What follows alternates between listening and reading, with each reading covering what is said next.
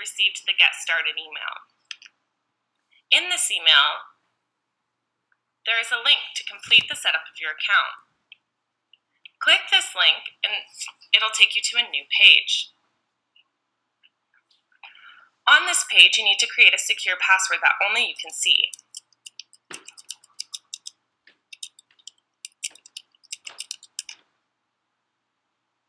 Save the password. Now you can log into the game. You can now go log into the game. Mine has autofilled, but yours will not, so make sure that you don't make any spelling mistakes. Use the email address that you received the Get Started email to and the password you just created, and click Sign In.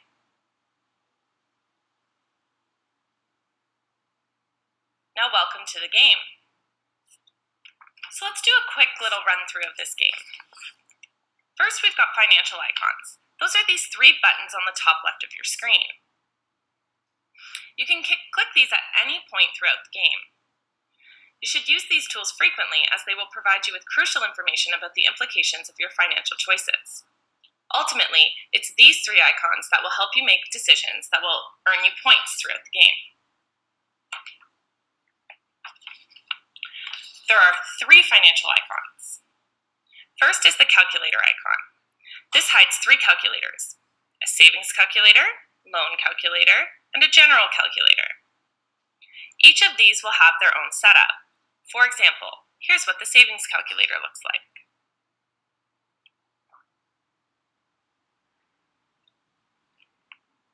Next, we have a bank icon. This shows three accounts: two savings account and one line of credit. Clicking on each of these will show you the terms and your history for this account. And lastly, we have a credit card symbol. This gives you the details and account history of your credit card. You'll need to click on this to learn more about the terms before you start the game. Next, we have tabs. That's these four colorful things on the side of your screen. The first tab is the scenario. The yellow scenario tab displays the details of the challenge that you will be forced to contend with through each year of the game. The scenario tab includes key details that will frame the opportunities and constraints of each financial decision you make. Next, we have the budget. The green budget tab shows you your store's monthly budget based on the financial decisions you have made in previous months. This shows revenue, interest earnings, expenses, expected profit, and expected loss.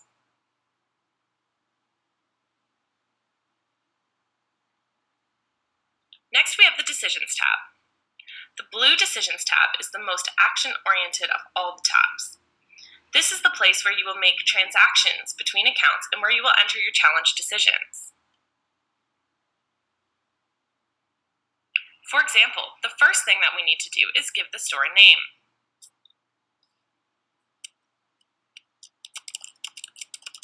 I'm going to call my store the best store ever. Anytime you make a decision, you need to lock in your choice. This button here locks in the choice, and now you can no longer make any changes. Once your choice has been locked in, you may or may not be able to move forward in the game. Your instructor will decide when you can move forward. The last tab is the Scores tab. The purple Score tab shows you your score based on the decisions you've made throughout the game. This tab has three sections. The top section shows you your points total and comparative rank amongst other students in each area. This can also be seen in the scoreboard in the lower left quadrant of the home screen.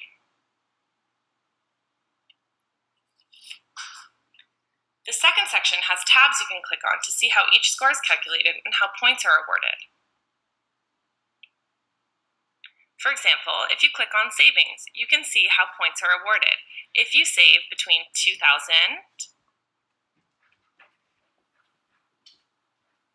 If you save between 0 and 10,000, you get 2 points for every 2,000.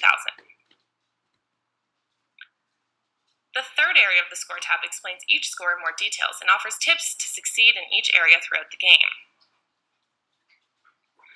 As exciting as scores are, keep in mind that we're more worried about you understanding what's happening and making the proper choices than we are about the score. Next, we have the timeline. The timeline's at the top of your screen. It goes from start to finish with the numbers 1 to 10 in between. This shows you how far along you are in the game. As we talked about earlier, to the right of the timeline was the lock-in icon, which alerts you when you've locked in your decision for the challenge. You can see here that we have already locked in this decision. Although the timeline allows you to review each of the decisions you've made, you will not be able to make any changes once they're locked in.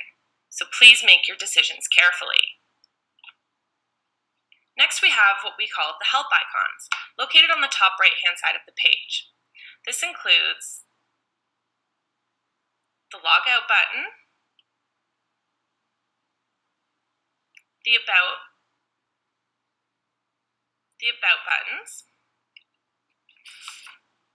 and the frequently asked questions.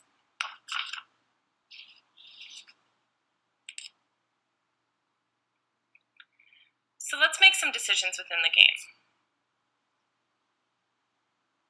There's a total of 10 financial decisions that you'll make throughout this game, one for each of the store's 10 years of gameplay.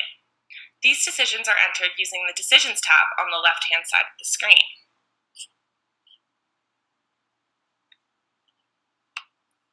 So there are 4 sections, each of which will help you make a thoughtful financial decision. First, we've got the account status. Here you will see all 4 of your accounts and your balances with each.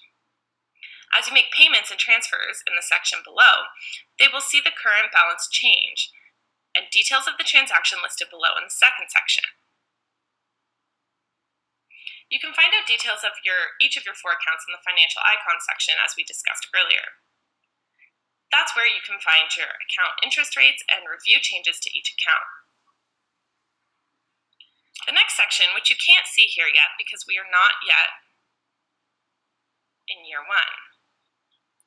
So let's go back. So now we're in year 1 and we're in decisions. So we just talked about the account status. Now there's payments and transfers. This is where all of the transfers that you would like to make from one account to another can be completed. Here you can transfer funds, make credit card payments, and make line of credit payments. To do so, you indicate from which account you'd like to take the money and to which account you'd like that money to be directed.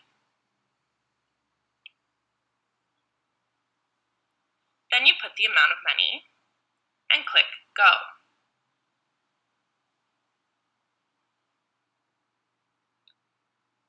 It will then show up in this list.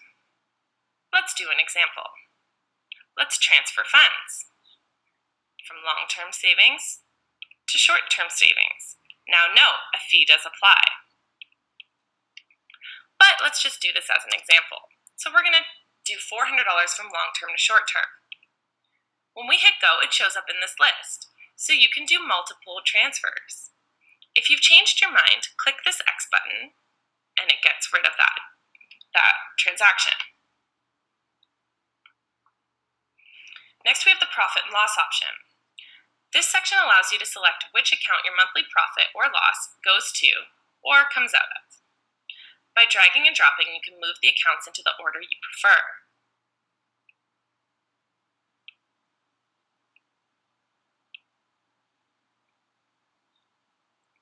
The account that you put closest to the left-hand side of the page is the account in which the profit or loss will go first. If the funds become unavailable in that account at some point in that year, it will go into or come out of the next one. If you have a monthly profit and your first choice is to pay down your line of credit, once that line of credit becomes 0, it will move to putting the money into your second account. If you have a monthly loss and you choose to have the monthly paid out of your short-term savings, it will move to the second account on the list if there becomes no funds available in the short-term savings to pay for the monthly loss. Lastly, we have where you actually make your decision. So in the First challenge, the decision has to do with the security system. You make your decision here by clicking on which one you would like. It tells you the associated cost underneath.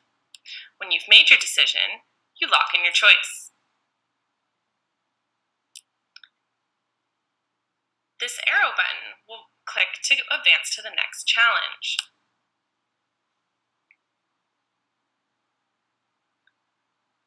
Now you're in year 2 of the game, and you do the same thing over again.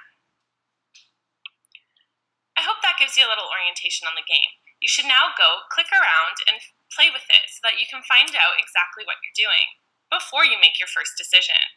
Good luck!